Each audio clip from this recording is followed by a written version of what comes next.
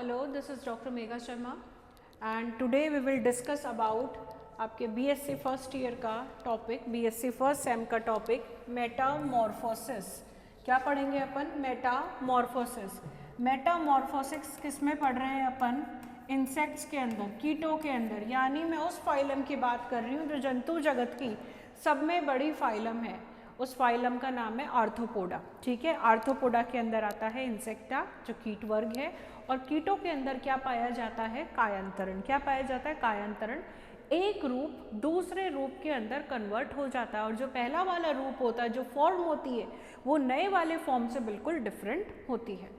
ठीक है, इसी को हम क्या बोलते हैं? रूपांतरण या कायांतरण। क्या बोलते हैं? रूपांतरण या यानी देखो नाम में ही आंसर है। मॉर्फोसिस मतलब चेंजेस आना। क्या आना? चेंजेस आना, बॉडी के स्ट्रक्चर में चेंजेस आना, साइज में चेंजेस आना, नए स्ट्रक्चर का बनना। ठीक है, एवरीथिंग, ये जितने भी मैंने चेंजेस बताए, वेरिएशन, खाने के बिहेवियर में चेंजेस आना, ये सब क्या होता है? किसके अंदर पढ़ेंगे अपन? मेटामॉर्फोसिस के अंदर, जिसको हम बोलते हैं ट्रांसफॉर्मेशन। ट्रांसफॉर्मेशन ऑफ कौन सी स्टेट? Larva state. अब लार्वा कहाँ से बन रहा है? ऑफ कोर्स जब इंसेक्ट क्या देगा? एग देगा। क्या देगा? एग।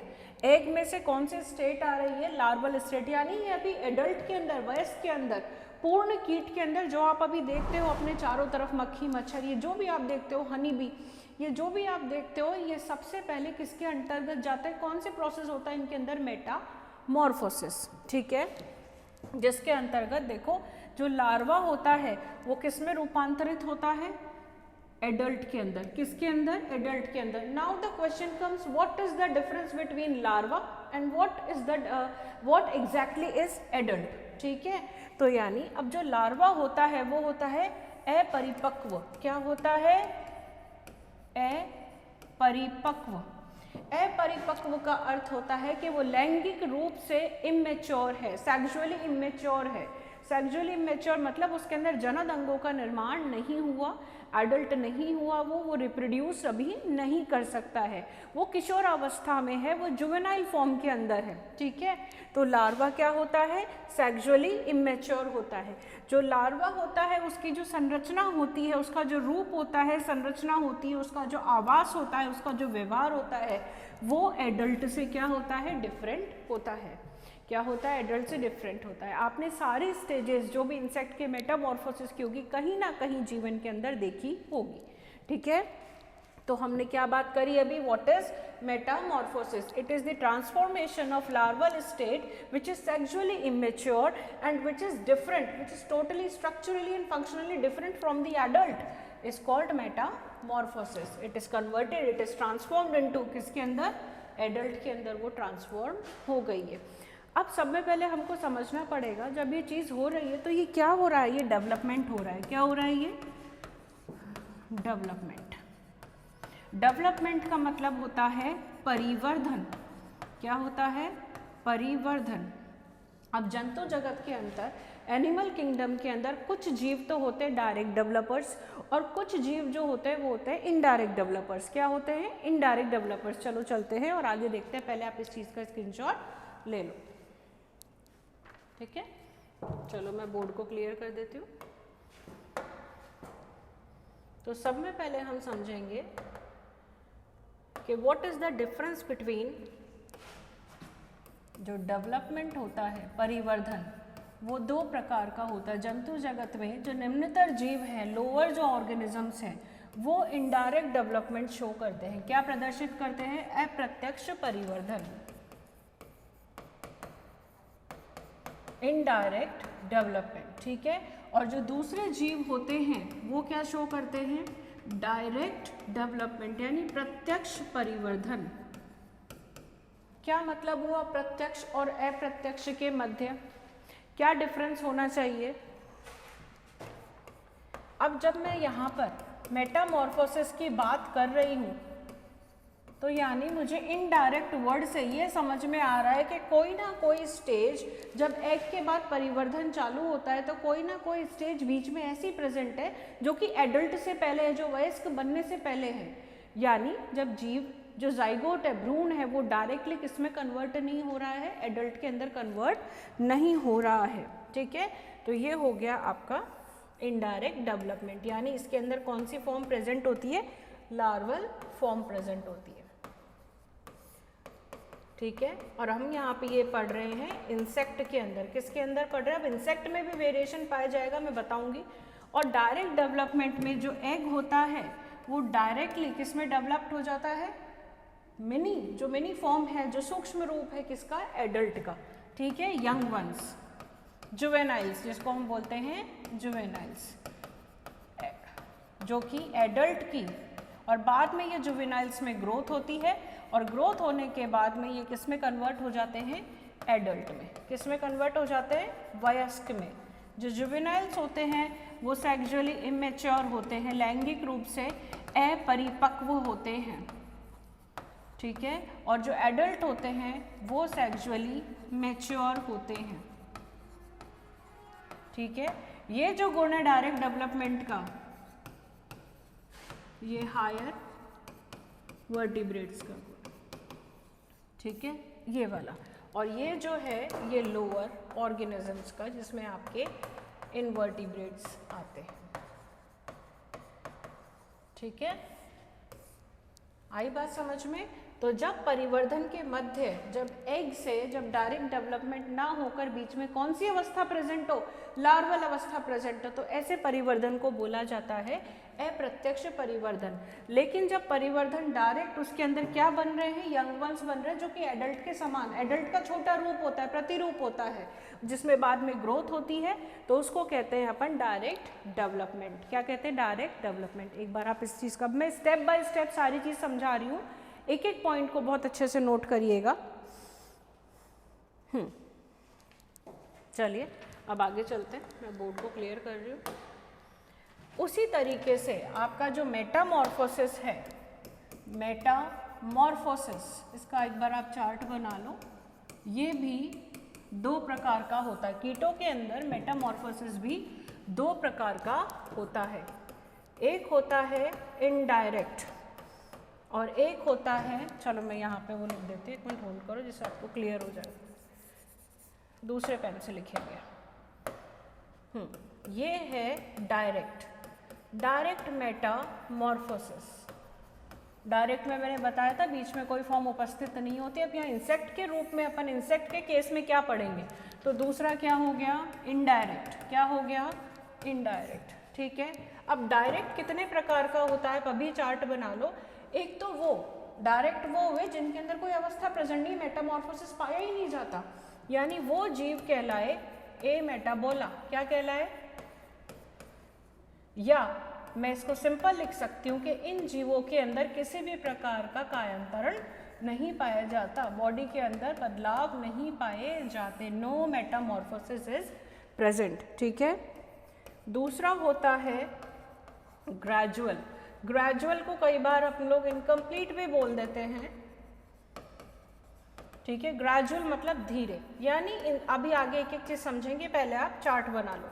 और लास्ट वाला है आपका इनकम्प्लीट, प्रॉपर जो इनकम्प्लीट मेटामॉर्फोसिस होता है। ये तो कैटेगरीज हो गई किसकी, डायरेक्ट मेटामॉर्फोसिस की, यानी इसमें बीच में कोई लार्वल अवस्था उपस्थित नहीं है जो कि एडल्ट से अलग हो, यानी इसके अंदर हम पहचान सकते हैं कि एग से जो जीव बाहर आएगा वो एडल्ट का छोटा रूप होगा। जैसे कॉकरोच, कॉकरोच देखा होगा आपने, छोटा कॉकरोच और फिर बड़ा कॉकरोच।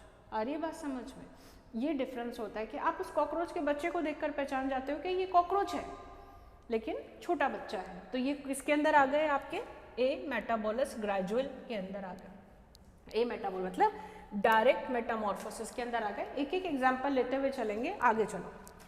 अब इनडायरेक्ट की अगर मैं बात करूं तो इनडायरेक्ट आपका होता है दो प्रकार का। इनडायरेक्ट में ऐसे इंसेक्ट आते हैं जिसके अंदर कंप्लीट मेटामॉर्फोसिस पाया जाता है। क्या पाया जाता है, कंप्लीट। कंप्लीट का मतलब होता है होलो मेटाबोलस। ऐसे जीवों को, ऐसे इंसेक्ट्स को क्या बोलेंगे अपन, होलो मेटाबोलस। होलो का मतलब क्या होता है, कंप्लीट, पूर्ण, जो पूर्ण रूप से मेटामॉर्फोसिस के प्रोसेस के द्वारा विकसित होते हैं। देखो इसके हर नाम में इसकी एक परिभाषा निकल के आती है। और दूसरा होता है हाइपर। हाइपर बोलते हैं, हाइपर मत हो। हाइपर का मतलब क्या होता है, हाइपर का मतलब बता दीजिए पहले आप मेरे को। हाइपर का मतलब होता है किसी भी चीज़ का ज़्यादा होना, इंक्रीज होना। यानी जब एग से यहाँ पे कौन सा हो रहा है, इनडायरेक्ट, इनडायरेक्ट के अंदर क्या हो रहा है, लार्वल अवस्था प्रेजेंट होती है। मैं पहले लिख देती हूँ यहाँ पे लार्वल स्टेज प्रेजेंट होती है। बीच में जो भी स्टेज इंसेक्ट के अंदर कहलाएगी मैं सबका नाम लिखूंगी, लेकिन मोस्टली अपन मोटे तौर पे बोल सकते हैं कि लार्वल अवस्था इसमें प्रेजेंट है, यानी मेटामॉर्फोसिस पाया जाता है। ठीक है, अब जैसे फॉर एग्जाम्पल एग है, एग से लार्वा, ठीक है, और लार्वा के बाद प्यूपा, और प्यूपा के बाद एडल्ट। दिखाई दे रहा है आपको, एग, एग के बाद लार्वा, लार्वा के बाद प्यूपा, और प्यूपा के बाद क्या हो गया, एडल्ट हो गया। तो यहाँ पे कितनी स्टेजेस आई, फर्स्ट, सेकेंड, मतलब 3 स्टेजेस हो गई। कितनी स्टेज हो गई, 4, 1 2 3 4 स्टेजेस। यानी ये कोई भी इंसेक्ट हो सकता है, इसका 4 स्टेज के अंदर डेवलपमेंट कंप्लीट हो रहा है। ये पूरा विकसित 4 स्टेज से अंदर जब मेटामॉर्फोसिस हो रहा है उसमें कंप्लीट हो रहा है। लेकिन हाइपर का मतलब क्या होता है, नंबर बढ़ जाता है। यानी जो जैसे इसमें 4 स्टेजेस है, अगर 4 स्टेज के अलावा और लार्वा इसके अंदर बनते जा रहे हैं, किसी भी क्लाइमेटिक फैक्टर की वजह से या किसी भी हार्मोनल कंट्रोल की वजह से या कोई भी ऐसा फैक्टर जो इसको रूपांतरित होने से रोक रहा है, या रूपांतरण तब होगा जब वो अनुकूल अवस्थाएं आएंगी। तो ये क्या है, सेकंड इंस्टर, मैं सबका मीनिंग बताऊंगी, आगे देखिएगा, थर्ड, और उसके बाद में यहाँ पे एडल्ट, थर्ड भी लगा सकते हो फॉर एग्जाम्पल लिख के आप, इसमें कोई वो नहीं है। तो यानी हाइपर का मतलब नंबर बढ़ गया, एक से ज़्यादा क्या हुई, लार्वल अवस्था इसके अंदर इंक्रीज हो गई। देन नॉर्मल, जितनी नॉर्मल होनी चाहिए उससे ज़्यादा हो रही है, इसलिए इस अवस्था को, इसलिए इस परिवर्तन को मैंने क्या बोल दिया, हाइपर मेटामॉर्फोसिस। एक बार आप ये चार्ट बना लो कि मेटामॉर्फोसिस जो होता है, कायांतरण जो होता है, वो लार्वा का वयस्क में परिवर्तन होता है, जिसमें बहुत सारे दैहिक बदलाव आते हैं। ये 2 प्रकार का होता है, प्रत्यक्ष और अप्रत्यक्ष, डायरेक्ट और इनडायरेक्ट। डायरेक्ट की कैटेगरीज लिख लीजिए, ए मेटाबोला, जिसके अंदर किसी प्रकार का मेटामॉर्फोसिस नहीं पाया जाता, दूसरा होता है ग्रेजुअल, और लास्ट वाला है पूरा इनकम्प्लीट।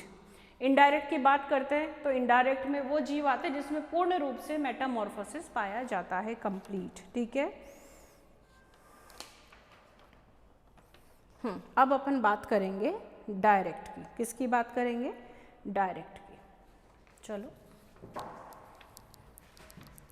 मैं बोर्ड क्लियर कर देती हूँ।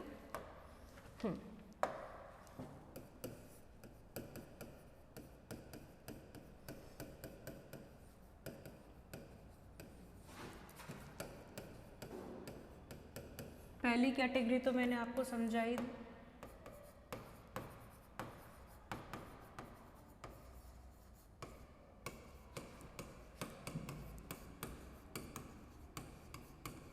ठीक है, ए मेटाबोल, ये मैं समझा चुकी हूँ आपको। ए मतलब एब्सेंस ऑफ मेटामॉर्फोसिस, तो उसके अंदर आ गया ए मेटाबोलस। दूसरा आता है आपका ग्रेजुअल।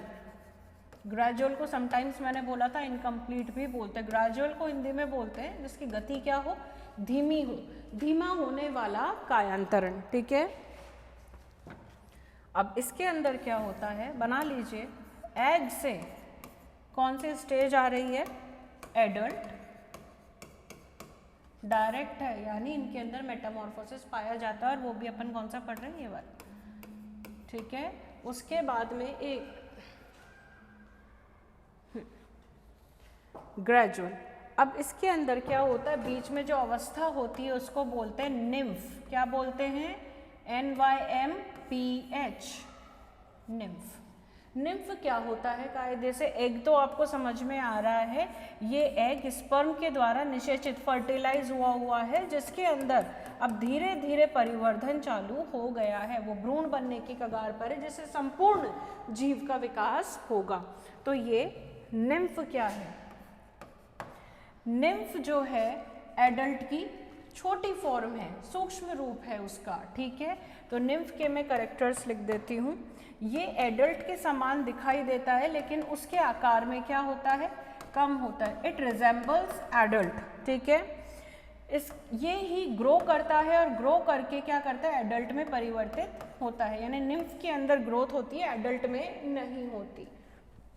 उसके बाद में जो निम्फ होता है उसके अंदर समान कैरेक्टरिस्टिक्स होते हैं जो कि एडल्ट में पाए जाते हैं। ये समान प्रकार के व्यवहार प्रदर्शित करता है। It shares the same habitat, ठीक है, फूड एंड बिहेवियर, मतलब फीडिंग हैबिट्स भी सेम होती है। जो एडल्ट खाएगा वो ही निम्फ भी खा रहा है, जहाँ पे एडल्ट पाया जा रहा है वहीं पे निम्फ पाया जाएगा, ठीक है। एंड बिहेवियर यानी व्यवहार। इसका एग्जाम्पल है, एग्जाम्पल लिख लीजिए, आप लोगों ने देखा होगा ग्रास हॉपर। मैं अभी आपको इसकी इमेज भी दिखाती हूँ। ग्रास हॉपर जिसको आप बोलते हो राम जी का घोड़ा, गार्डन में आपको दिख जाता होगा कभी कभी बैठा हुआ। और ये भी आपने घर में देखा है कॉकरोच, ठीक है, और दीमक। इन सब के अंदर कैसा परिवर्तन पाया जाता है? ये आपका इनकम्प्लीट या ग्रेजुअल मेटाबोलिज्म। इसको कई बार अपन ग्रेजुअल भी बोलते हैं क्योंकि इसको टाइम लगता है, टेक्स अ टाइम टू मेटामॉर्फोसाइज, ठीक है, तो इसको इसलिए बोलते हैं ग्रेजुअल या इनकम्प्लीट। ये लिख लो। उसके बाद में मैं आपको इसकी इमेज दिखाती हूँ, एक जो मैंने आपके लिए यहाँ से ली थी। हाँ, एक तो ग्रास हॉपर की देख लेते हैं सबसे पहले। ये आपको ग्रास हॉपर दिखाई दे रहा है, ये देखो,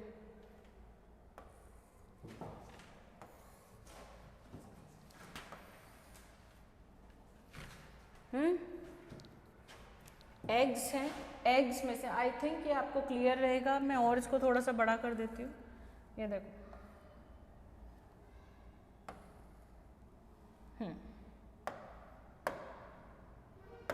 ये देखो, ये एडल्ट है। एडल्ट ने एग ले करे, यानी फर्स्ट स्टेज एग। एग के बाद हैचिंग हुई। हैचिंग का मतलब क्या होता है? एग से क्या आना? बाहर। एग से बाहर छोटे किशोर का बाहर आना, ठीक है, जुवेनाइल अवस्था का बाहर आना। तो उसको हमने क्या बोल दिया? First stage of nymph. तो आपको दिखाई दे रहा है कि ये क्या है? ये एक छोटा ग्रास हॉपर है। छोटे ग्रास हॉपर में वापस क्या हुआ? मोल्टिंग हुआ। मोल्टिंग बोलते हैं प्रमोचन को। क्या बोलते हैं? प्रमोचन को। जब धीरे धीरे ग्रोथ होती है तो इसके बॉडी ऑर्गन्स में भी ग्रोथ होगी, साइज में भी ग्रोथ होगी। अब ये जो फर्स्ट मोल्टिंग के बाद बना सेकेंड स्टेज का निम्फ, उसके बाद में सेकेंड मोल्टिंग हुई तो वो थर्ड में गया, फिर थर्ड में बदलाव आया तो फोर्थ। देखो साइज बढ़ रही है, ठीक है, साइज बढ़ रही है। उसके बाद में फिफ्थ स्टेज जो निम्फ है, इसमें जब फिफ्थ मोल्टिंग होती है तो ये किसमें परिवर्तित हो जाता है? एक वयस्क के अंदर, एक एडल्ट के अंदर परिवर्तित हो जाता है। ये हमने किसका एग्जाम्पल पढ़ा है? इनकम्प्लीट मेटामॉर्फोसिस का, अपूर्ण कायांतरण, ठीक है, अपूर्ण कायांतरण का, जिसके अंदर एग से कोई लार्वा बाहर नहीं आ रहा है और उस जो वो लार्वा है वो एडल्ट से जो रिजेंबल नहीं करता। लेकिन इसमें क्या हो रहा है? इसमें ये जो छोटा ग्रास हॉपर है वो इस बड़े ग्रास हॉपर से बिल्कुल मिलता जुलता है। जैसे हम लोगों में होता है, ह्यूमंस के अंदर जो छोटा बच्चा होता है वो मिनिएचर होता है एक बड़े ह्यूमन बीइंग का, ठीक है ना। तो चलो अब मैं इस इमेज को क्लियर कर देती हूँ। चलो अब अपन आगे चलते हैं। आगे अपने को क्या पढ़ना है? आगे जब पूरा क्लासिफिकेशन हमने पढ़ लिया तो नेक्स्ट वाला है ग्रेजुअल के बाद में थर्ड नंबर का। Let me change the pen, pen से बोर हो जाते हैं हम। चलो ये वाला लेते हैं। ये आ गया आपका प्योर इनकम्प्लीट, जिसका अपन ने अभी एग्जाम्पल देखा था बहुत अच्छे से इनकम्प्लीट वाले का, ठीक है, इनकम्प्लीट। और इनकम्प्लीट को अपन बोलते हैं हेमी मेटाबोला। इसके अंदर या आप बना लो एज इट इज, एग्स किस में कन्वर्ट हो रहे हैं? निम्फ्स के अंदर। और निम्फ्स के अंदर मोल्टिंग स्टार्ट हो रही है, ठीक है। उस मोल्टिंग को अपन बोलते हैं जो बदलाव आते हैं, एक लार्वा अवस्था दूसरी अवस्था में जब कन्वर्ट होती है, और वो उस प्रोसेस को बोलते हैं प्रमोचन, मोल्टिंग बोलते हैं। और जो लार्वा स्टेज बनती है उसको क्या बोलते हैं? इंस्टार। INST का मतलब इंसेक्ट। इंसेक्ट के अंदर होने वाले कायांतरण, इंस्टार, लार्वा के अंदर इंस्टार, ठीक है। हम ये बोल सकते हैं कि ये बहुत सारी निम्फ की स्टेजेस हैं। क्या है? निम्फ की स्टेजेस है। छोटा निम्फ, बड़ा निम्फ और बड़ा निम्फ। और फिर डायरेक्टली किस में कन्वर्ट हो गया? ये एडल्ट के अंदर। किसके अंदर कन्वर्ट हो गया? एडल्ट के अंदर। निम्फ की खास बात ये होती है इट लुक्स लाइक एडल्ट। किसके जैसा दिखाई देता है? वयस्क के समान दिखाई देता है। यानी अगर मैं एक स्टेज ऐसे बना दूं एग, निम्फ का दूसरा नाम लिख लीजिए नाइड्स या नेड्स भी बोलते हैं इसको, और एडल्ट। ठीक है, यानी इसमें इंस्टार अवस्था भी प्रेजेंट हो सकती है और डायरेक्ट निम्फ जो होता है ग्रो करके किसमें कन्वर्ट हो सकता है, एडल्ट के अंदर। और ये किसके जैसा दिखेगा, सेम एडल्ट के जैसा दिखेगा, बस छोटा एडल्ट का प्रतिरूप होगा। ये होता है आपका इनकम्प्लीट वाला। ठीक है, इसके करेक्टर्स लिख दीजिए। निम्फ के एग्जाम में पूछा जा सकता है कि अकेले निम्फ के बारे में आप क्या क्या जानते हैं, निम्फ क्या होता है। मैं दूसरा पेन यूज कर रही हूँ, देखो। ठीक है, ये स्मॉल एडल्ट्स होते हैं। क्या होते हैं, छोटे वयस्क। इनमें अभी विंग्स डेवलप नहीं होते, पंख डेवलप नहीं होते। ये धीरे धीरे, अब देखो एक चीज़ इंपॉर्टेंट आ रही है इसमें, मैं पहले पॉइंट लिख लूँ फिर समझाती हूँ आपको। ये मोल्टिंग करते हैं। मोल्टिंग में यानी प्रमोचन में ऐसा होता क्या है, ध्यान से देखना। ये अपने बाह्य कंकाल को, एक्सोस्केलेटन जिसको इंग्लिश में बोलते हैं, ये अपने बाह्य कंकाल को निकाल देते हैं, रिमूव कर देते हैं और उसकी जगह आता है नया वाला कंकाल। ठीक है, आर्थ्रोपोडा में एक्सोस्केलेटन पाया जाता है, ये उसके जनरल कैरेक्टर्स में है। आई बात समझ में? तो ये अपना एक्सोस्केलेटन क्या कर देते हैं, निकाल देते हैं, शेड कर देते हैं। और इसी प्रोसेस को क्या बोलते हो आप, मोल्टिंग। क्या बोलते हो, मोल्टिंग। मोल्टिंग में ये नए ऑर्गन्स के, जब ऑर्गन्स बन रहे होते हैं तो बॉडी के अंदर क्या हो रही होती है, ग्रोथ हो रही होती है। अब जब ग्रोथ हो रही है तो बॉडी की साइज में पुराना वाला एक्सोस्केलेटन जो पुराने जीव के ऊपर जिसकी साइज छोटी थी उसमें प्रेजेंट था, अब वो काम नहीं आएगा, यानी उसको शेड करना पड़ेगा, तभी वो मेटामॉर्फोसिस की अगली स्टेज पार करेगा, तभी वो ग्रो करेगा। इसलिए एक्सोस्केलेटन को क्या करा जाता है, जैसे जैसे ग्रोथ होती जाती है वैसे वैसे एक्सोस्केलेटन पुराना वाला रिमूव हो जाता है और नीचे वाला जो नया आता है वो सॉफ्ट होता है, थोड़ा हार्ड नहीं होता, बाद वाला होता है हार्ड, जो एक्सोस्केलेटन इसको आप शेड करते हो। ठीक है, वो एंड जो नीचे वाला स्केलेटन होता है, कई बार एक जीव के ऊपर दोनों स्केलेटन प्रेजेंट है, मतलब वो शेड नहीं हुआ हुआ होता, वो धीरे धीरे निकल जाता है। बट हाँ, कई बार ऐसी कंडीशन भी आती है जिसमें एक्सोस्केलेटन की 2 लेयर्स पाई जाती है। कितनी लेयर्स पाई जाती है, 2 लेयर्स पाई जाती है। ठीक है, और ये सेम बिहेवियर दर्शाता है लाइक एडल्ट्स। ठीक है, तो ये बात हो गई आपके इनकम्प्लीट मेटामॉर्फोसिस की। ठीक है, अब अपन आगे चलेंगे इनकम्प्लीट के बाद में।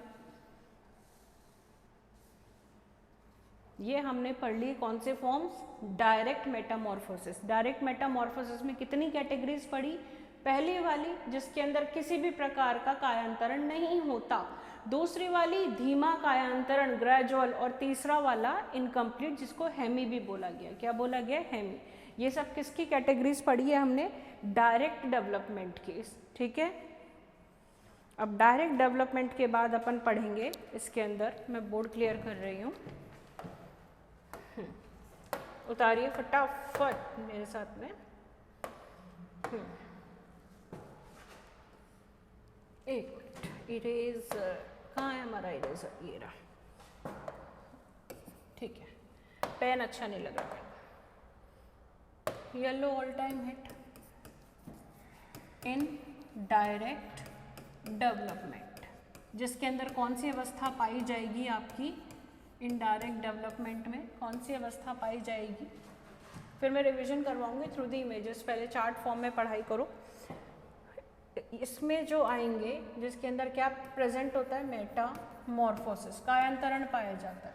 अब कायांतरण तो पाया जाता है भाई, लेकिन कायांतरण के अंदर कौन सी अवस्था प्रेजेंट होगी, आपकी लार्वल अवस्था प्रेजेंट होगी। ठीक है, इसीलिए, और ये कौन से प्रकार का है, कंप्लीट प्रकार का, मैंने पहले भी बोला था, इसलिए इसको क्या बोलते हैं, होलो मेटाबोलस। क्या बोलते हैं, होलो मेटाबोलस या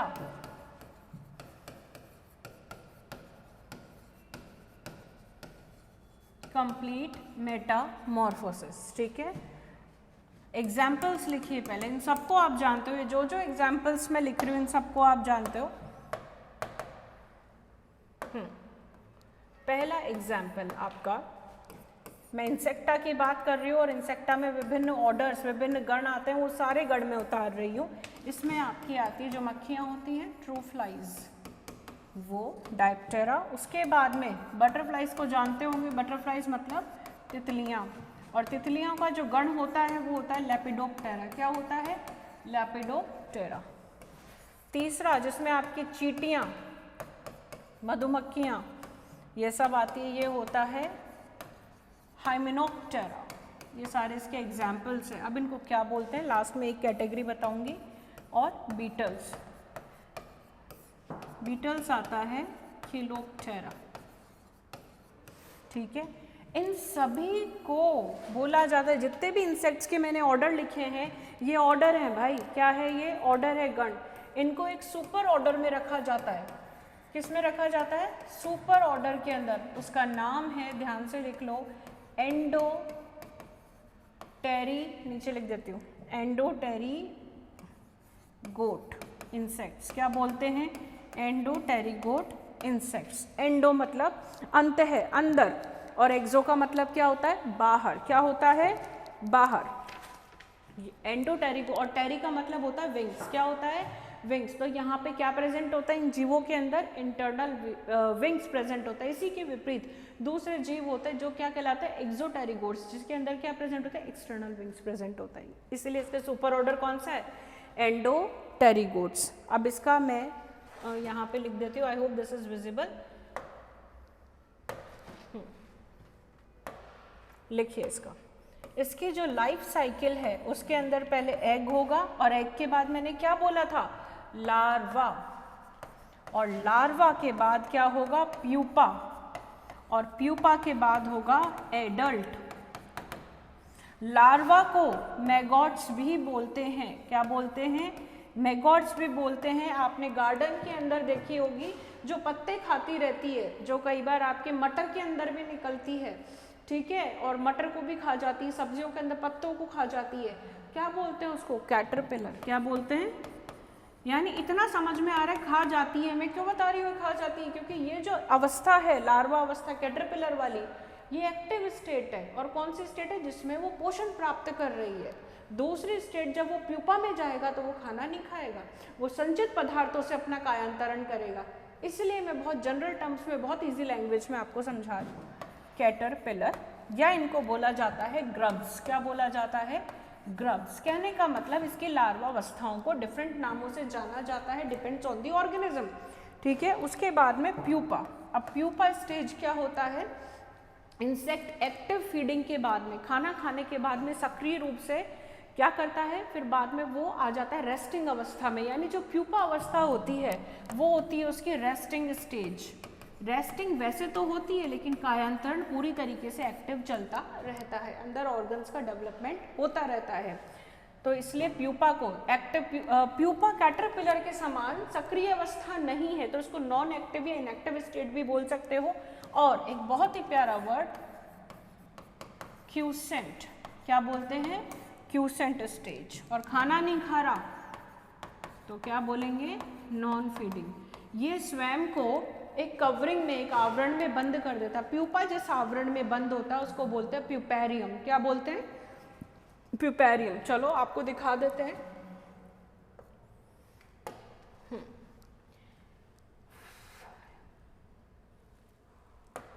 ये रहा।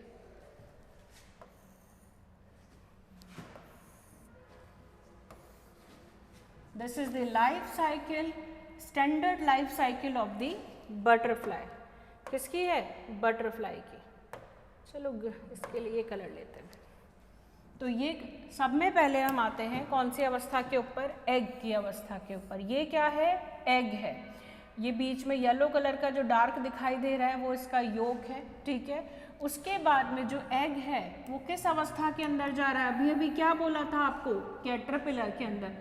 अब जरा देखो, इस कैटरपिलर को देखो और इस बटरफ्लाई को देखो, ये जीव एक ही हैं, लेकिन इनमें बहुरूपता पाई जाती है। जीव एक ही हैं, लेकिन देखो वो अलग है, ये अलग है, इसका फीडिंग हैबिट अलग है। ये जो बटरफ्लाई है ये अलग फीड करेगी, इसके जो पोषक, जो खाद्य पदार्थ होंगे दूसरों पर निर्भर रहेगी, बजाय कि जो कैटरपिलर खाता है उसका खाद्य पदार्थ अलग होगा। ये इसकी कौन सी स्टेज है कैटरपिलर वाली? Active stage. और एक्टिव के अलावा कौन सी स्टेज? फीडिंग, पोषण ग्रहण करने वाली। ठीक है, तो ये हो गई आपकी पहला नंबर। उसके बाद में दूसरा मैंने क्या बोला था, ये किस में कन्वर्ट हो जाता है, प्यूपा। आप कैटरपिलर देखो और प्यूपा देखो, प्यूपा स्वयं को, ठीक है, रेस्टिंग अवस्था में लेके जाता है और रेस्टिंग अवस्था में ये पोषण प्राप्त करना, ये खाना खाना बंद कर देता है। इसलिए मैंने इसको अभी भी बताया था कि ये कौन सी स्टेज है, नॉन फीडिंग। और ये जो बाहर कवरिंग है, पूरी की पूरी कवरिंग, ठीक है, इसको क्या बोलते हैं, प्यूपेरियम। क्या बोलते हैं, प्यूपेरियम। जैसे मछलियाँ रहती है एक्वेरियम में, वैसे प्यूपा रहता है प्यूपेरियम में। और उसके बाद में ये किस में कन्वर्ट हो गई है, एडल्ट के अंदर। यानी the behaviour of the larva या caterpillar is different from the adult. आ गई बात समझ में? देख लो एक बार ये जो सारी थ्योरी लिखी है मैंने, चलो इधर ये सारी थ्योरी का आप एक बार क्या ले लो, स्क्रीनशॉट ले लो विद डायग्राम। इसमें सारी चीज लिखी हुई है आपके, ठीक है। इनडायरेक्ट डेवलपमेंट की बात कर रही हूँ। मेटामॉर्फोसिस पूर्ण तरीके से पाया जाता है, इसलिए इसको होलोमेटाबोलस बोलते हैं। ये विभिन्न गणों में, कीटों के विभिन्न गणों में पाया जाता है। एग्जाम्पल देखते चलो, डायप्टेरा, बटरफ्लाइज, आंट्स, बीज, इन सब में पाया जाता है, ठीक है। और ये सारे के सारे कौन से सुपर ऑर्डर में आते हैं, एंडोटेरिगोट्स। और टोटल कितनी डेवलपमेंटल स्टेज हो गई, काउंट करो, 1 2 3 4। एग से कैटरपिलर 1, कैटरपिलर से प्यूपा 2, प्यूपा से एडल्ट 3, ठीक है। और वापस एडल्ट ने क्या करे, क्या ले करे, एग ले करे। तो टोटल 4 स्टेजेस में वो पाया जाता है। तो ये है आपका मेटामॉर्फोसिस। अब मेटामॉर्फोसिस में हम एक चीज़ और आगे पढ़ते हैं जो कि बहुत इंपॉर्टेंट है, जिसको बोलते हैं अपन हाइपर मेटामॉर्फोसिस। क्या बोलते हैं, हाइपर मेटामॉर्फोसिस। मैं बोर्ड क्लियर कर रही हूँ और हाइपर मेटामॉर्फोसिस आपको दिखा रही हूँ। पहले आप ये भी देख लो, निम्फ वाले स्टेज वाला, ये देखो, ग्रेजुअल मेटामॉर्फोसिस भी देख लो। मैं सारी एक बार इमेजेस आपके लिए यहाँ पे लगा देती हूँ, जिससे आपको डिफरेंस समझ में आ जाए कि मेटामॉर्फोसिस में चल क्या रहा है। फिर ये हो गया इनकम्प्लीट मेटामॉर्फोसिस, ये लो, सॉरी,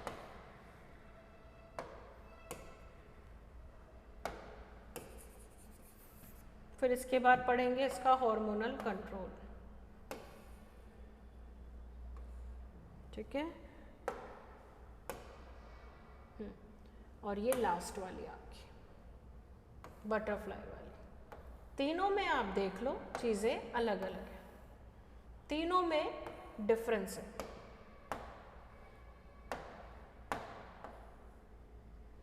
ये ग्रेजुअल मेटामॉर्फोसिस है, ग्रेजुअल में ये एग्स हैं, एग से फिर निम्फ, निम्फ की भी 2 स्टेजेस हैं, सेकंड और थर्ड। और जो थर्ड वाला है, जो लास्ट स्टेज होती है, बात ध्यान देना, मैं रिवाइज करवा रही हूँ, जो थर्ड स्टेज होती है निम्फ की, वो किससे रिजेंबल करती है, एडल्ट से रिजेंबल करती है। जो छोटे निम्फ्स होते हैं उनके अंदर अभी विंग्स नहीं बने हैं, और अगर विंग्स धीरे धीरे बनना चालू हुए तो उनकी साइज क्या होती है, स्मॉल होती है, और एडल्ट में ये क्या होती है, कंप्लीट हो जाती है, पूर्ण रूप से ग्रो कर लेते हैं।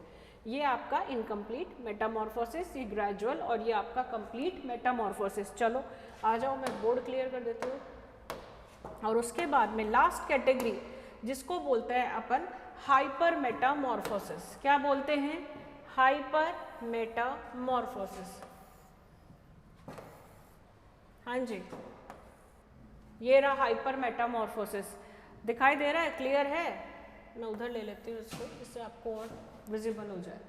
हाइपर मेटामॉर्फोसिस, या पूरा उतार लीजिए एज इट इज।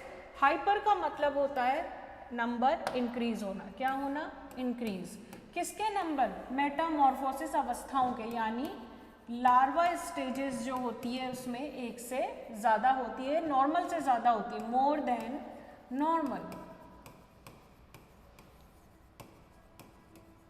ठीक है। और जो ये लार्वा अवस्था होती है जिसको अपन क्या बोलते हैं, लार्वल इंस्टार्स बोलते हैं, ये अपने रूप में, ये अपने हैबिट में यानी व्यवहार में, और अपने आवास में क्या होते हैं, समान होते हैं। मैं जिन जिन पॉइंट्स पे गोला लगा रही हूँ वो सारे इंपॉर्टेंट है। क्या होते हैं, समान होते हैं। जितनी भी लार्वल फॉर्म्स होती है उसकी बात कर रही हूँ, वयस्क की बात नहीं कर रही। फॉर एग्जाम्पल इसका है ब्लिस्टर बीटल, ठीक है, ब्लिस्टर बीटल। इसमें बहुत सारे सक्सेसिव क्या होते हैं, इंस्टार्स होते हैं। जो फर्स्ट लार्वा, देखो ये एग है, एग के बाद जो ये फर्स्ट लार्वा अवस्था है इसको क्या बोला गया आपने, ट्राइंगुलिन। क्या बोला गया है, ये रहा फर्स्ट ट्राइंगुलिन, ठीक है।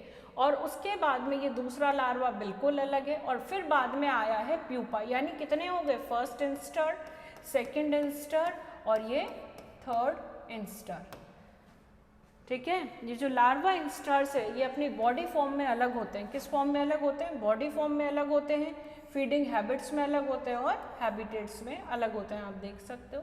और इस डेवलपमेंट को बोला जाता है हाइपर मेटामॉर्फोसिस। और सेम किस में होते हैं, अभी अभी मैंने बताया था, सेम किसके अंदर होते हैं, होलो मेटाबोलस में। होलो मतलब कंप्लीट वाले। होलो मेटाबोलस के अंदर जो लार्वा फॉर्म्स होती है, अलग अलग जो लार्वा फॉर्म्स अगर प्रेजेंट भी होती है तो वो क्या होती है, समान होती है।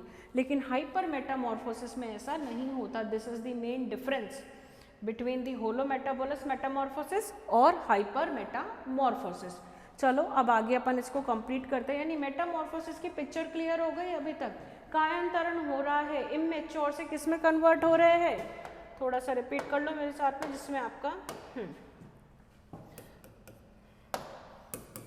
इमेच्योर फॉर्म से किस में कन्वर्ट हो रहे हैं, मैच्योर फॉर्म में कन्वर्ट हो रहे हैं। इमेच्योर फॉर्म्स को और क्या क्या बोलते हैं, अभी अभी नाम बताए थे, लार्वा, और क्या बोलते हैं, इंस्टर्स, और क्या बोलते हैं, कैटरपिलर, ठीक है। और क्या बोलते हैं, डायरेक्ट डेवलपमेंट वालों को क्या बोलते हैं, निम्फ। ये इनडायरेक्ट वाले हैं, निम्फ, ठीक है। कैटरपिलर, कैटरपिलर के बाद अपन ने और क्या बोला था, मेगोट्स। ये सारे नाम, और निम्फ को और क्या बोलते हैं, नाइट्स, नाइट्स, देख लेना, ठीक है। आ गई बात समझ में। तो ये तो लार्वा के कैरेक्टरिस्टिक हो गए जो कि इमेच्योर फॉर्म के। अब इसमें हो रहा है मेटामॉर्फोसिस।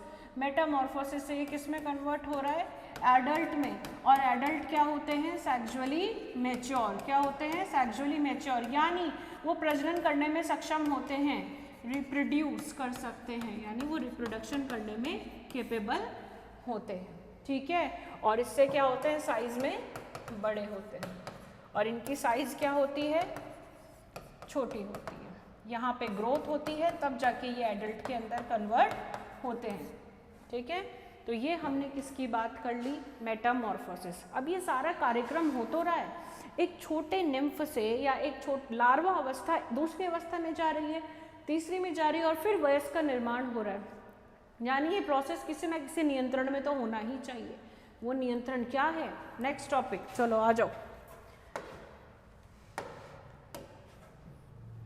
ये रहा वो नियंत्रण, हम डायरेक्ट इससे पढ़ेंगे नियंत्रण। हमारी भी ग्रोथ होती है, क्या होती है, ऐसे कौन सा वो एक्टिव सब्सटेंस है, सक्रिय पदार्थ, रासायनिक पदार्थ है, जिसकी वजह से हमारी बॉडी के अंदर क्या आते हैं, चेंजेस आते हैं। हम छोटे से बड़े हो जाते हैं, फिर बड़े होते हैं तो हम सेक्सुअली मैच्योर हो जाते हैं, ठीक है। वो कौन से चेंजेस हैं, और चेंजेस कब आते हैं, जब हमको एनवायरनमेंट से स्टिमुलस मिलती है, जिसको हम एक्सटर्नल क्यूज बोलते हैं, CUES, या एक्सटर्नल स्टिमुलस बोलते हैं, या क्या, या इंटरनली बॉडी की रिक्वायरमेंट होती है, तब जाके हमारे जो ब्रेन के सेल्स होते हैं वो एक्टिवेट होते हैं। उन सेल्स को बोलते हैं न्यूरोसिक्रेटरी सेल्स, जो कि स्पेसिफिक हार्मोन्स को रिलीज करते हैं अपने पिट्यूटरी ग्लैंड को एक्टिवेट करके। और आपका पिट्यूटरी जो मास्टर ग्लैंड होता है वो सभी तरीके के, चाहे वो इनिबिटरी हार्मोन हो, चाहे वो किसी काम को बढ़ाना है तो स्टिमुलेटरी हार्मोन को स्रावित कर देंगे, और दूसरे काम को इनिबिट करना है तो उसको इनिबिटरी हार्मोन स्रावित करवा देंगे, ठीक है। ये सारा अपन फिजियोलॉजी में पहले पढ़ चुके हैं। तो अभी मुद्दा ये है कि टॉपिक क्या है, उतार लो टॉपिक। अब मुझे कलर पसंद नहीं आ रहा, इसके लिए अलग कलर, कौन सा कलर ले, yellow as usual. The topic का नाम है, इस डायग्राम में पूरा आपका एज इट इज है, हार्मोनल। जिसको ये डायग्राम लर्न हो गया ना बेटा जी, उसको थ्योरी पढ़ने की जरूरत नहीं है। कंट्रोल ऑफ मेटामॉर्फोसिस, भाई बॉडी के अंदर इतना बड़ा चेंज आ रहा है, और इस चेंज को हमें किस वे में करना है, रेगुलेट करना है, नियंत्रित करना है। और किसकी वजह से रेगुलेट हो रहा है, देखो नाम में आंसर आ रहा है मेटामॉर्फोसिस। चलो देखते हैं। तो सब में पहले जो हमारा दिस इज द ब्रेन, हमारा क्या इंसेक्ट का जो ब्रेन होता है, खैर हमारे भी सारी चीज़ें किसके द्वारा होती है, ब्रेन के द्वारा होती है। फोकस यहाँ पे करना है, हमारी इमेज कैमरे से डार्क आए कुछ है उससे फर्क नहीं पड़ता, फोकस पढ़ाई पे करना है। कई बार क्योंकि क्या होता है, जैसे इमेजेस ली जाती है उसकी वजह से हम लोग का थोड़ा सा डार्क वो आ जाता है, अंधेरा सा आ जाता है इमेज के आगे, तो उससे फर्क नहीं पड़ता, पढ़ना है, ठीक है। तो अब देखो सब में पहले आपकी ब्रेन को क्या रिसीव होती है, स्टिमुलस। क्या रिसीव होती है, स्टिमुलस। स्टिमुलस का मतलब हिंदी में होता है उद्दीपन, ठीक है। ये आपके एक्सटर्नल क्यूज कहलाते हैं। क्या कहलाते हैं, एक तो एक्सटर्नल क्यूज और उसके अलावा जो बॉडी की इंटरनल क्लॉक होती है, यानी जिसको इंटरनल स्टिमुलस भी बोलते हैं, बॉडी की रिक्वायरमेंट के अकॉर्डिंग चेंजेस आने चाहिए या आने चाहिए, तो उसको कौन जाके रिसीव करता है, सेंसरी न्यूरॉन्स जो होते हैं वो सेंस करते हैं। और कहाँ पर एक्टिवेट करते हैं, ब्रेन के कौन से सेल्स को एक्टिवेट कर देते हैं, न्यूरोसेक्रेटरी सेल्स को। किसको, न्यूरोसेक्रेटरी सेल्स। ध्यान से देखना, न्यूरोसेक्रेटरी सेल्स जो होते हैं उनके अंदर से हार्मोन स्त्रावित होता है, उस हार्मोन को क्या बोलते हैं, क्या बोलेंगे, ये रहा ब्रेन हार्मोन, BH। इसकी शॉर्ट फॉर्म क्या है, ब्रेन हार्मोन। ब्रेन हार्मोन आगे जाके जो प्रोथोरेसिस ग्लैंड होता है, ये रहा आपका प्रोथोरेसिस ग्लैंड, उसको एक्टिवेट कर देता है। किसको एक्टिवेट कर देता है, प्रोथोरेसिस ग्रंथि को। अब ग्रंथि एक्टिवेट हो गई, ग्रंथि एक्टिवेट होने के बाद में उसमें से क्या स्त्रावित होगा, एक स्पेसिफिक हार्मोन स्त्रावित होगा। तो प्रोथोरेसिस ग्लैंड के कारण कौन सा हार्मोन स्त्रावित होगा, PGH। और इस PGH की फुल फॉर्म क्या है, प्रोथोरेसिस ग्लैंड हार्मोन। मैं यहां भी लिख देती हूं, प्रोथोरेसिस ग्लैंड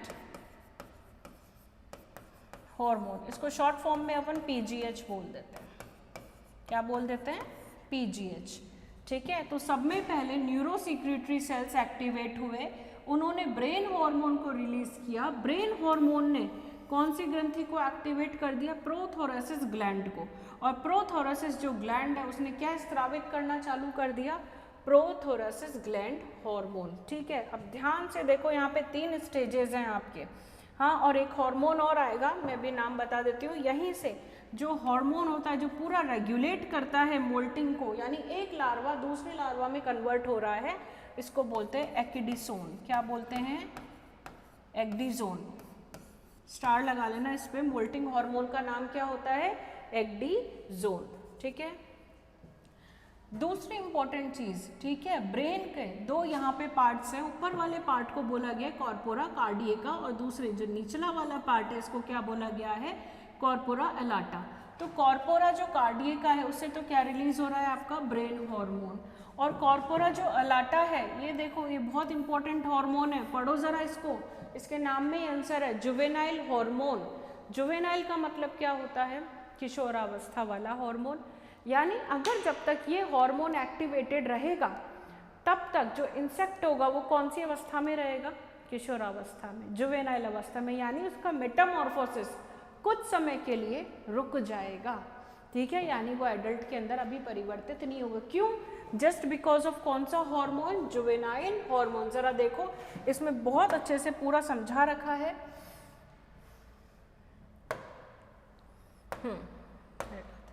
ठीक है, देखो अब जैसे जैसे में ये जुवेनाइल हार्मोन है, ये भी यहाँ पे जा रहा है, ठीक है, ये भी जुवेनाइल हार्मोन है, कॉम्बिनेशंस बता रही है। और इधर से क्या स्त्रावित हो रहा है आपका, PGH। क्या स्त्रावित हो रहा है, PGH। जब तक जुवेनाइल हार्मोन प्रेजेंट है, इंसेक्ट में मेटामॉर्फोसिस नहीं होगा। वो कौन सी अवस्था में रहेगा, प्यूपा अवस्था के अंदर। किसके अंदर रहेगा, प्यूपा या अपनी लार्वल स्टेज के अंदर ही।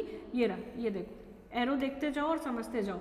जब तक जुवेनाइल हार्मोन प्रेजेंट है मेटामॉर्फोसिस नहीं होगा। वो कौन सी अवस्था में रहेगा, लार्वा में। ये आपके सामने लार्वा, ये कैटरपिलर बना रखा है ना, ऐसा कुछ कैटरपिलर।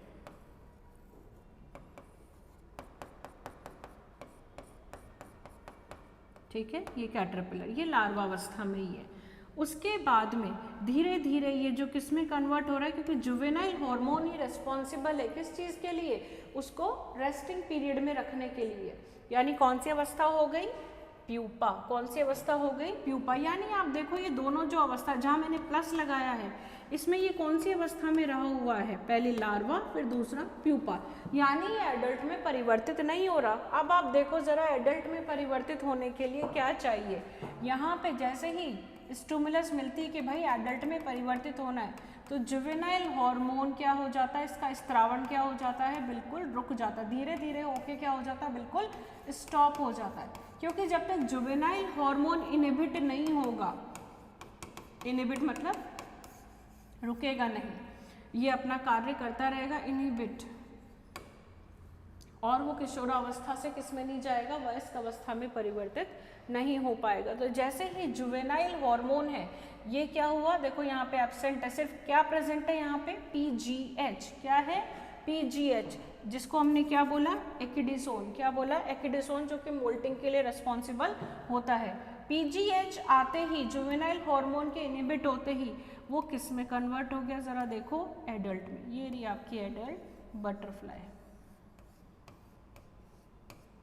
ये एडल्ट। तो ये क्या है आपका, ये क्या टॉपिक है, हार्मोनल कंट्रोल ऑफ मेटामॉर्फोसिस। कैसे ब्रेन के द्वारा स्त्रावित ब्रेन हार्मोन प्रोथोरेसिस ग्रंथि को एक्टिवेट करता है और उसके बाद में मोल्टिंग को कंट्रोल करता है। ये सारा मैं समझा चुकी हूँ। मैं आपको इसकी बोर्ड क्लियर करके दूसरी इमेज दे देती हूँ, जिससे कि आप इसको क्लियरली स्क्रीनशॉट ले लेना इसका। वैसे आपको मिल जाएगी गूगल पे, ऐसी कोई बात नहीं है, आप कोई दूसरी भी ले सकते हो, no problem, it's all your wish. तो आज हमने बड़े ही सिंपल तरीके से किस चीज़ की स्टडी करी, इंसेक्ट के मेटामॉर्फोसिस की। और ये लास्ट वाला टॉपिक है, hormonal control of the Metamorphosis. और मेटामॉर्फोसिस किस चीज़ के लिए रिस्पॉन्सिबल है, क्या हो रहा है इसके अंदर, डिफ्रेंसिएशन। डिफ्रेंसिएशन यानी विभेदन, विभेदन हो रहा है, तो आगे जाके अंग क्या हो रहा है, स्पेसिफिक बन रहे हैं, और स्पेसिफिक बन रहे हैं तो वो अपना स्पेसिफिक कार्य, विशिष्ट कार्य भी कर रहे हैं।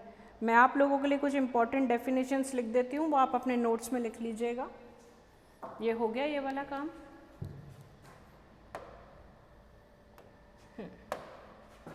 पेन दूसरा लेंगे,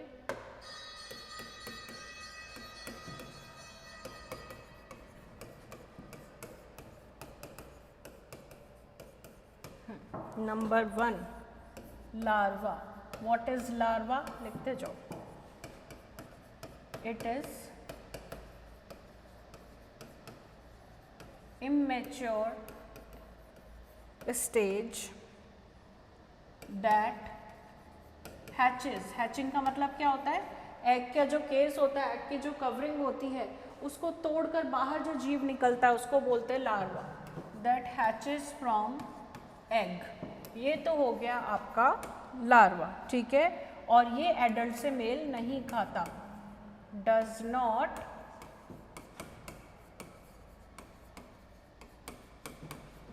ये तो हो गई लार्वा की परिभाषा। एटलीस्ट आपको डिफरेंस पता होना चाहिए कि जो जो हमने चीज़ें पढ़ी, लार्वा क्या होता है, निम्फ क्या होता है, ठीक है। ये लिख लो इंस्टार। जब लार्वा में क्या स्टार्ट हो जाती है, मोल्टिंग। क्या स्टार्ट हो जाती है, मोल्टिंग। व्हेन, और जब लार्वा में चेंजेस आते हैं, लार्वा अंडरगोज मोल्टिंग, तो जो अवस्थाएं बनती है उसको बोलते हैं अपन इंस्टार, ठीक है। धीरे धीरे क्या होती है, उनकी साइज इंक्रीज होती है। साइज क्या होती है, इंक्रीज होती है, ठीक है। और इसको हम बोलते हैं इंस्टार। एक इंस्टार में जब पहला इंस्टार जो है उसके अंदर पहली मोल्टिंग होगी, फर्स्ट मोल्टिंग। तो फर्स्ट मोल्टिंग के बाद मतलब इस लार्वा में, अभी इसको लार्वा लिख लो, ठीक है। इस लार्वा के अंदर जब फर्स्ट मोल्टिंग होगी तो इसके फलस्वरूप बनने वाले लार्वा की दूसरी अवस्था को बोलेंगे फर्स्ट इंस्टार। क्या बोलेंगे? जब फर्स्ट इंस्टार में मोल्टिंग होगी तो उसके फलस्वरूप क्या बनेगा? सेकेंड इंस्टार लार्वा, जिसमें उसकी क्या हो रही है? बॉडी के अंदर चेंजेस आ रहे हैं, उसकी साइज बड़ी हो रही है, उसमें जो फ्यूचर ऑर्गन्स बन रहे हैं आगे जाके उसके क्या पाए जाने लग गए? रूडिमेंट्स। के आगे जाके इस पार्ट को जाके विंग्स बनाना है तो छोटे छोटे विंग्स डेवलप हो जाएंगे। ठीक है, ऐसे। तो इसको बोलते हैं अपन इंस्टार। लिख लिया? इस तरीके से वो आगे चलता रहेगा। ये उतार लो, फिर प्यूपा की डेफिनेशन क्लियर कर दूं तो एक बार ले लो। हाँ जी, अब लिखो प्यूपा के बारे में। क्या बोला था? Non feeding quiescent stage. अपने आप बनाओ डेफिनेशन। ठीक है, इट इज दी, हमारा एक और शब्द निकल के आ गया, सुप्त अवस्था। सुप्त को बोलते हैं dormant. It is the dormant state. इसमें जो लार्वा होता है वो नॉन फीडिंग होता है। क्या होता है? नॉन फीडिंग, और खुद को एनक्लोज कर लेता है, कवर कर लेता है इन दी प्यूपेरियम, और उसके अंदर लेकिन मेटामॉर्फोसिस तो ऑन रहता है। तब भी मेटामॉर्फोसिस ऑन रहता है, भले ही वो इनएक्टिव स्टेट में हो। Metamorphosis on. मेटामॉर्फोसिस बंद नहीं होगा, नहीं तो भैया ये वयस्क में कैसे जाएगा। ठीक है, ये जो इसको और क्या बोलते हैं? कोकून। इनसाइड दी कोकून, जो प्यूपेरियम होता है उसको अपन क्या बोलते हैं? कोकून। ऐसा होता है ना, अभी दिखाया था, इंसेक्ट इसके अंदर कवर्ड रहता है, इसको क्या बोलते हैं? कोकून। तो ये हो गई प्यूपा की बात। अब एक और वर्ड होता है, लिख लीजिए, इमेगो। छोटा इंसेक्ट, इमेगो। ये भी जो इमेगो होता है, ध्यान से सुनना, पहले भी बताया था, जो एडल्ट स्टेज की जस्ट निकलता है ना, लार्वा स्टेज, जो एडल्ट से पहले बनने वाली स्टेट होती है उसको बोलते हैं अपन इमेगो। जो, या मैं ये बोलूं कि जो प्यूपा है, जो प्यूपा को हैच करके पहली वयस्क अवस्था जो निकलती, जिसकी साइज बाद में भले ही बढ़ती रहे, लेकिन जो इमेगो होता है वो प्यूपा के अंदर से निकलने वाली पहली वयस्क अवस्था होती है। It is the first adult stage which hatches from cocoon या प्यूपेरियम। ठीक है, ये तो ये वाली डेफिनेशन हो गई आपकी। और इसके बाद आपका प्रोनिम्फ। प्रोनिम्फ क्या होता है? पहले भी बताया था। निम्फ जानते हो ना, निम्फ के बारे में मैंने बता दिया आपको। तो प्रोनिम्फ क्या होगा? प्रोनिम्फ पहली चीज तो हेमीमेटाबोलस इंसेक्ट में पाया जाएगा, यानी जिसके अंदर, हेमी के अंदर क्या पढ़ा था अपन ने? डायरेक्ट या इनडायरेक्ट? हेमी वाला जल्दी बताओ, रिवाइज करो भाई, ऐसे काम नहीं चलेगा, अभी अभी पढ़ाया था। ठीक है, किस में पढ़ा था अपन ने? डायरेक्ट वालों में पढ़ा था, हेमी और ए मेटाबोलस। किसके अंदर पाए जाएंगे? निम्स, हेमी, और जिनके अंदर ना के बराबर मेटामॉर्फोसिस हो, या नहीं होता, या इनकम्प्लीट होता है। ठीक है, इसके अंदर जो शॉर्ट या स्मॉल एडल्ट्स होते हैं उनको क्या बोलते हैं अपन? प्रोनिम्फ। क्या बोलते हैं? प्रोनिम्फ। और इनकी साइज क्या होती है? छोटी होती है। प्रोनिम्फ है, निम्फ से पहले वाली स्टेज है, तो इसकी साइज क्या होगी? छोटी। लेकिन जो निम्फ होता है उसकी साइज क्या होती है? बड़ी। ठीक है, यानी विभिन्न निम्फ की अवस्थाओं को अपन ने जो पहले वाले को बोल दिया प्रोनिम्फ। तो आज हमने क्या पढ़ा? मेटामॉर्फोसिस, कायांतरण। लार्वा अवस्था अपरिपक्व से वो लैंगिक रूप से जब परिपक्वता हासिल करती है तो उस प्रोसेस को क्या बोलते हैं हम? कायांतरण। जो कि जिसका वर्गीकरण हम बहुत सारा पढ़ चुके हैं। और ये क्यों इम्पोर्टेंट होता है? विभिन्न अंगों के निर्माण के लिए। विभिन्न अंगों के निर्माण मतलब विभेदन होने के लिए। जब तक चीज़ विभेदित नहीं होती वो अपना कार्य नहीं कर पाएगी। प्रत्येक सेल का जो भविष्य होता है, वो फेट जो होता है, वो डिसाइडेड होता है कि आगे जाके ये सेल ये बनाएगा। ठीक है, तो इंसेक्ट में ये किस तरीके का हो गया? दो तरीके का हो गया, कंप्लीट हो गया और इनकम्प्लीट हो गया। विद हमने सारे डायग्राम्स भी देख लिए कि कंप्लीट किस में होता है, जिसमें सारी अवस्थाएं पाई जाती हैं। इनकम्प्लीट वो क्या होता है? जिसके अंदर नहीं पाया जाता, या जो लार्वा अवस्था होती है वो प्रेजेंट नहीं होती। ठीक है, जिनको हमने निम्फ बोला था। तो ये सारा मैंने बहुत इजी करके आपको इंसेक्ट का मेटामॉर्फोसिस समझा दिया, प्लस उसका हार्मोनल कंट्रोल भी समझा दिया कि ब्रेन का कौन सा पार्ट एक्टिवेट होता है, कौन सा हार्मोन रिलीज करता है, ये जो मैं बोल रही हूँ ना कौन सा क्या, ये सब 1 नंबर के क्वेश्चंस में आ सकते हैं, तो उनको नोट करा करो, ठीक है। चलो टिल देन बाय।